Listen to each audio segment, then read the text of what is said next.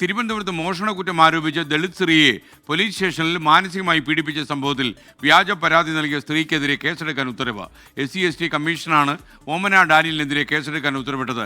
പീഡനത്തിനിരയായ ബിന്ദുവിന്റെ പരാതിയിലാണ് കമ്മീഷന്റെ ഉത്തരവ്. റിനു ശ്രീധർ തിരുവനന്തപുരം വിവരങ്ങളുമായി ചേർന്നു. Rinu, good morning. പറയൂ. കുറച്ച് ദിവസങ്ങളായി ശരിക്കും ഈ ഓമന ഡാനിയലിനെതിരെയുള്ള പരാതികളൊക്കെ ബിന്ദു കമ്മീഷൻ നൽകിയിരുന്നു.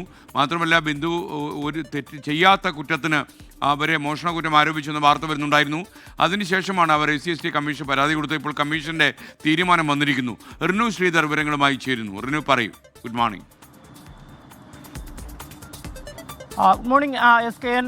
തിരുവനന്തപുരം നെടുമങ്ങാട് സ്വദേശിയായിട്ടുള്ള ബിന്ദുവിനെതിരെയാണ് പേരൂർക്കട പോലീസ് അതിക്രൂരമായിട്ടുള്ള മാനസിക പീഡനം ഏൽപ്പിച്ചത്. ഇവർ വീട്ടുജോലിക്ക് നിന്ന ഓമന ഡാനിയൽ എന്ന് പറയുന്നവരുടെ പരാതിയിന്മേലാണ് ഇത്തരത്തിലുള്ളൊരു കൊടും ക്രൂരതയ്ക്ക് ഇവർ പാത്രമാകേണ്ടി വന്നത്. ഇവർ തുടർന്നാണ് SC/ST കമ്മീഷന് പരാതി നൽകുന്നൊരു സാഹചര്യത്തിലേക്ക് വന്നത്.